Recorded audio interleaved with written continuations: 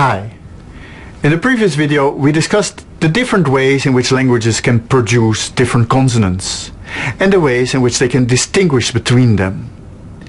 We have seen there are three dimensions which are relevant here. The first is place of articulation. Where in the mouth do I produce a sound? The second is manner of articulation. How is the airstream modified when I produce a sound? And the third is voicing. What do I do with my vocal cords? I'm going to discuss these issues a little bit more now with my students Inge and Martin. Yes, I'd like to ask the first question because I was wondering, are there consonants that occur in all languages? Yeah, right. That's a very interesting question. It's actually a question which has inspired linguists forever, or at least since the 19th century. And the answer seems to be that there are at least two good candidates for such consonants.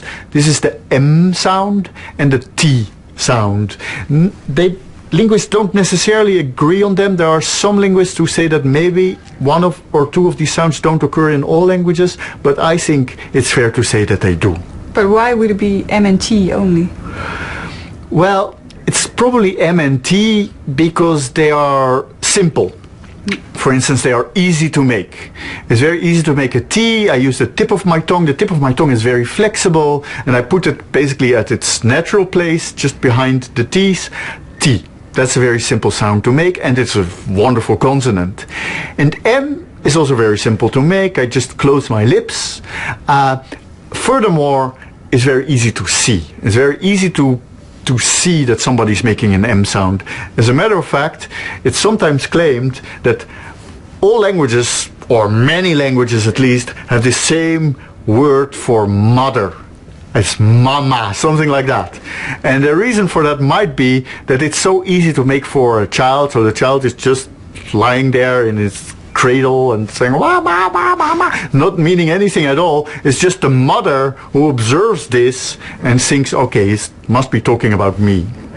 Okay, so M and T are the easiest sounds, or the easiest consonants. And if you look at all languages in the world, are there certain, what consonants are there? What set? Yeah, it's a set of a very vast size, probably, because even this T sound might sound quite slightly different in one language from the next.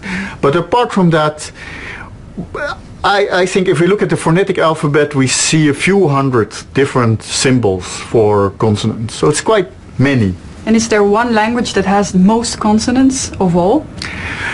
Well, yeah, I'm not sure. It depends a little bit on how you count. But if you want to find one such language, for some reason you have to go to Southern Africa. So there's several languages spoken there which seem to have many, many different consonant sounds. Something between 100 and 150 different sounds. Okay, I was also wondering then, I know that we talk mostly about consonants, but what about vowels? Are there also that many vowels? Well, yeah, that's another interesting question. I think the answer is no. So if we look again at the set of symbols which are used in the phonetic alphabet, it's definitely smaller. So that's one side of the answer. Also within a language, if you have many different you usually have more consonants than vowels within one and the same language. And is there a reason for that? I mean, if there are just fewer vowels in general, doesn't mean that a language always also needs to have fewer vowels than consonants. Yeah, that's true. But I think there are two sides to this, to the answer to this. So on the one hand, vowels, it's more difficult to distinguish between vowels, because the difference between vowels and consonants, again, is in order to produce a consonant, you need some obstruction somewhere in your mouth. In order to produce a vowel, there's no obstruction. You just transform the sound when it's going out in some way. And there's just many more different ways of making an obstruction in your mouth than transforming a sound like that. That seems to be an important part of the answer. Now you can also ask, how then come that within a language there are still more consonants than vowels? So some languages have many different vowels.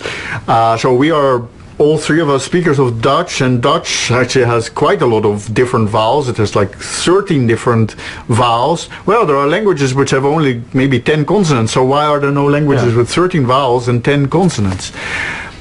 The answer to that, I think, is also interesting, and that it seems to be that consonants have a slightly different function in language than vowels.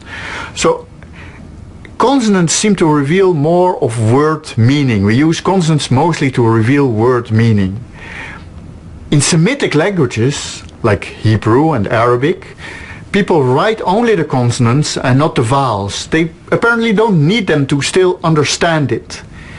Maybe you even remember from on the internet, there are these messages where they just took out all the vowels from an English text. And you can still understand those messages. So that's what we use consonants for, mostly to, if you see the consonants, you already know what the word is. So you don't really need the vowels for that. The vowels we use more for grammar, for expressing grammatical structure. If I say a sentence, towards the end of the sentence my voice goes really low. In English, where do I do that? I do that on the vowels. So that's what I use the vowels for more. So they seem to have slightly different functions, and there's many different words with many different meanings in human language. But there's not so many different kinds of grammatical constructions in the same languages. Okay, and then finally I had a question which is similar to the one earlier about consonants, is that are there also vowels that can be found in all languages in the world? Well, probably yes. Again, it depends a little bit, and people are debating about this. People just like to debate about these kinds of things, but I think that it's fair to say that 99% of all languages have at least 3 different vowels. And those 3 different vowels then are typically A, I, and U. Again, they're sounds which are relatively easy to make. There probably are the 3 vowel sounds which are easiest to produce, and they're also maximally different. They're very easy to distinguish from each other.